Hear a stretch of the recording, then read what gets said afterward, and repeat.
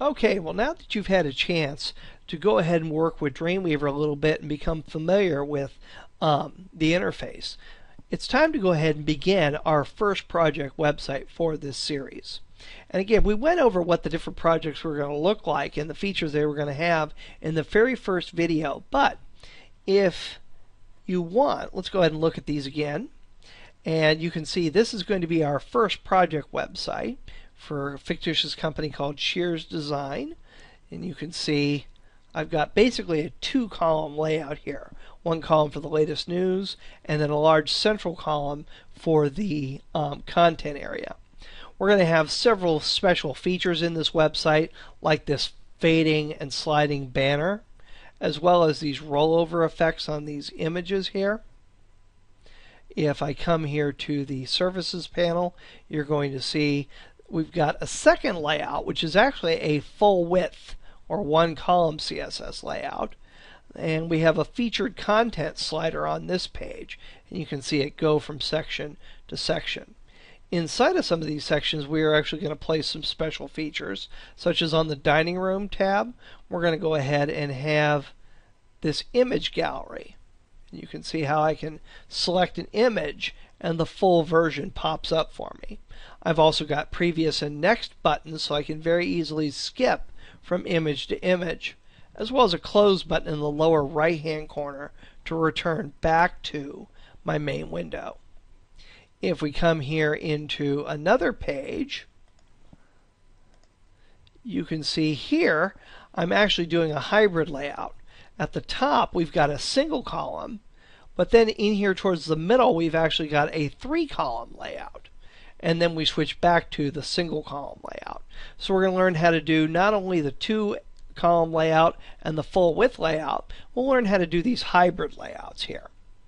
You see here I also have a link that says click for more information. Click here for more information. Just like we were able to bring up those pop-ups that showed us images, and those were actually called light boxes, we can bring up modal windows that show us text. So if I click here, you're going to see how it brings up a description or some more information. And if I click outside of it, it takes me back to my page. And again, there's another description that you can pop up. So this could be really useful for small bits of information that you need to attach to a page, but don't want to create a whole page especially for that. And then we're also going to do a contact form here, again with the validation script, which will give us an error and some information if we don't fill out the required information. And in this case, we're going to require name, email, and something in the comments field. So that's basically where we're going in this project. I'm going to go ahead and minimize my browser, and I've come back here to Dreamweaver. Now, my version of Dreamweaver may look slightly different than your version of Dreamweaver.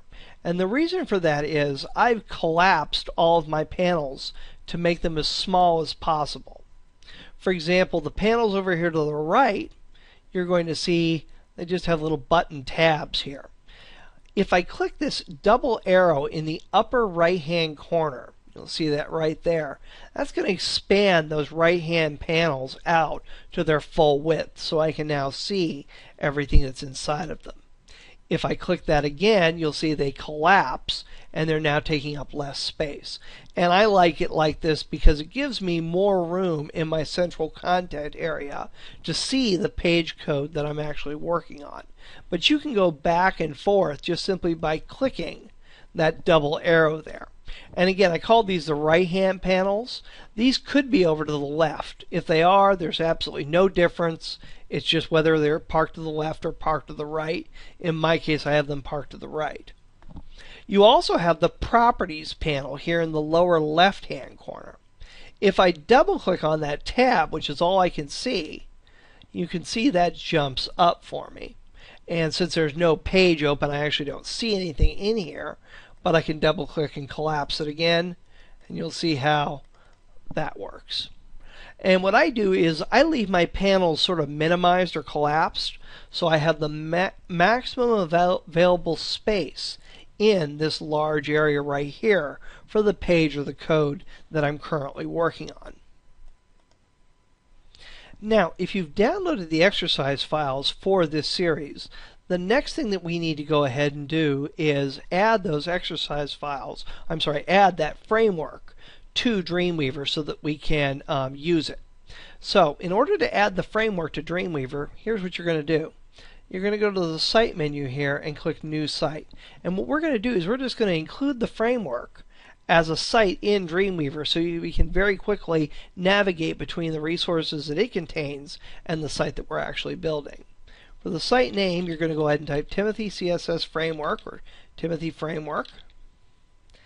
And then you're going to come down here to Local Root Folder or Local Site Folder and click.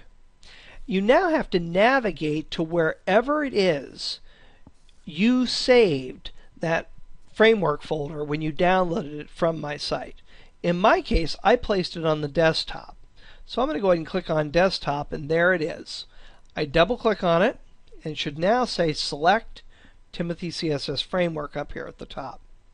I'll click Select again, and we've now named it, and we've told it where the site folder is that contains that. So I can now go ahead and click Save, and after a moment, it's going to show me the contents of my framework.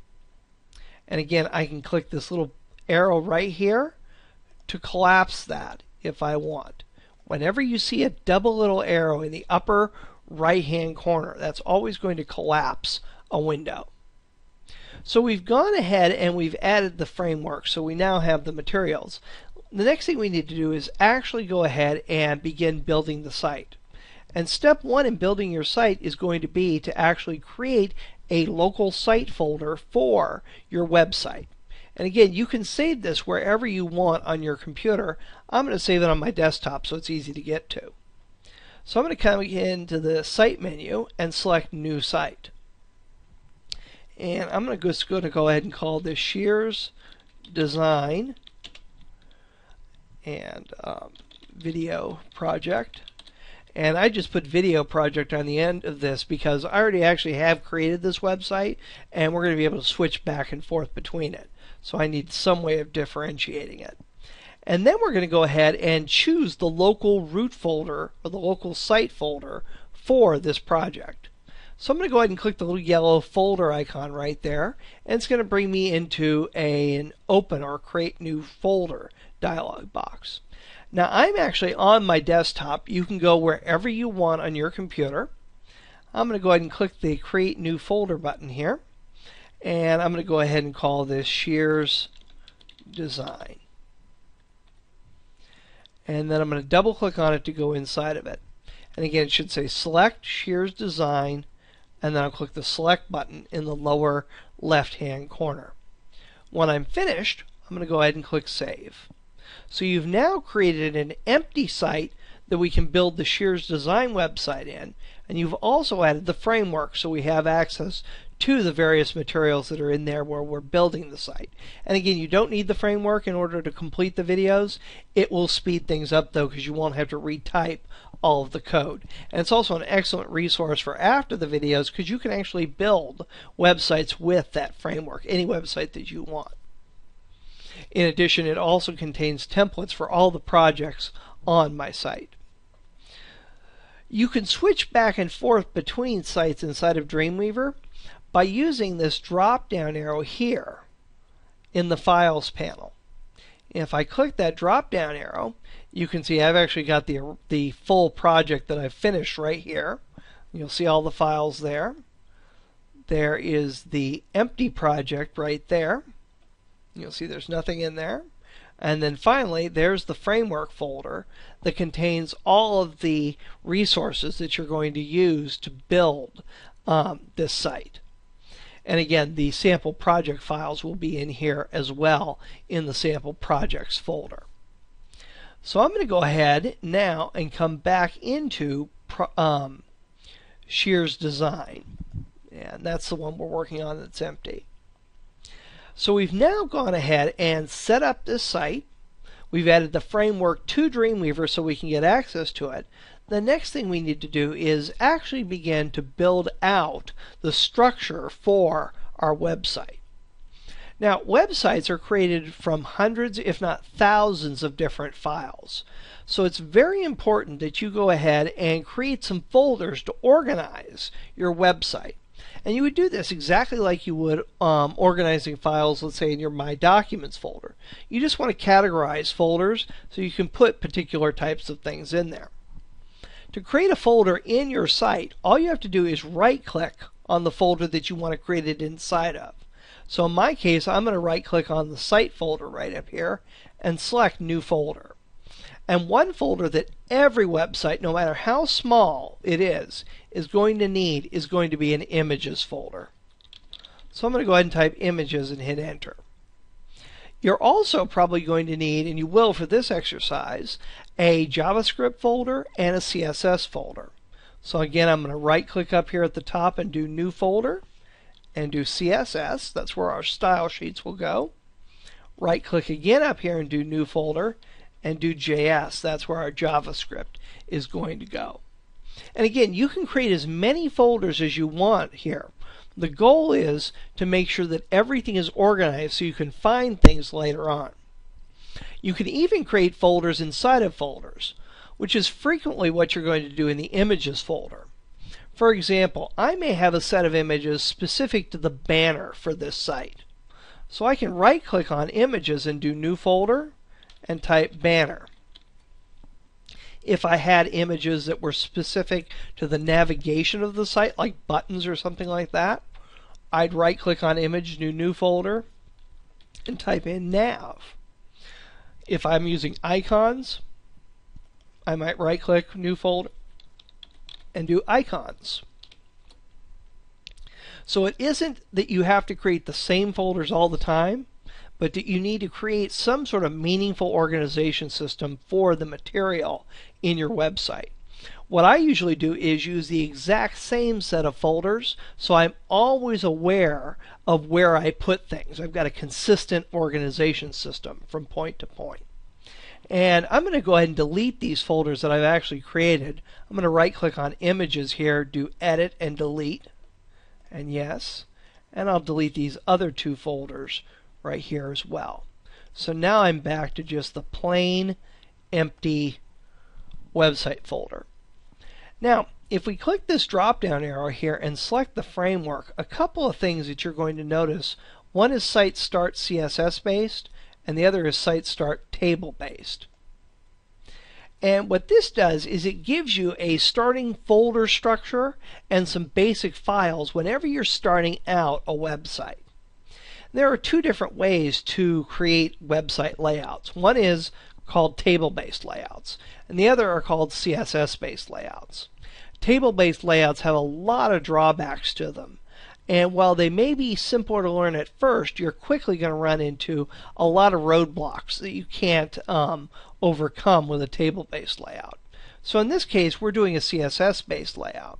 So I'm going to go ahead and click the little plus sign to the right of that, and you can see, again, I've got some folders here, as well as some empty files that are common to almost every website I create.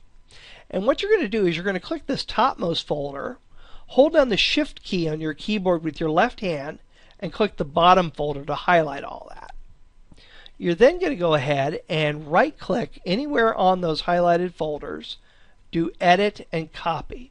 So you copied this folder structure and the few files that we have inside of it.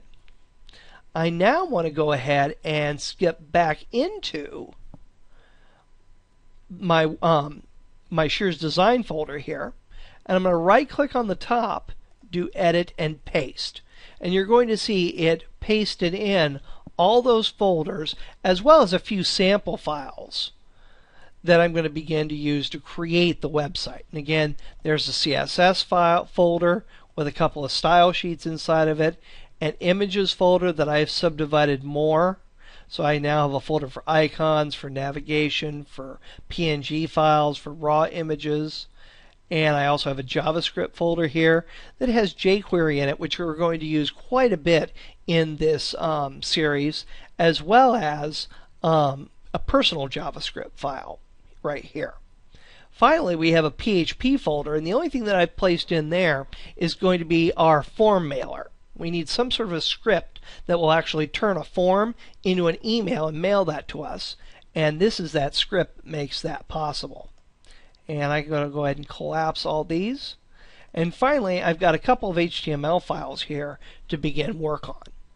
So what we've done in this exercise video is we've successfully gone ahead and added the framework files, as well as created a new site and structure for our project website. In the next video, we're going to begin to add code to these pages, and we're going to see how that works. Before we do that, though, we're going to have a brief overview of what HTML is and how to use it. So I'll see you in the next video.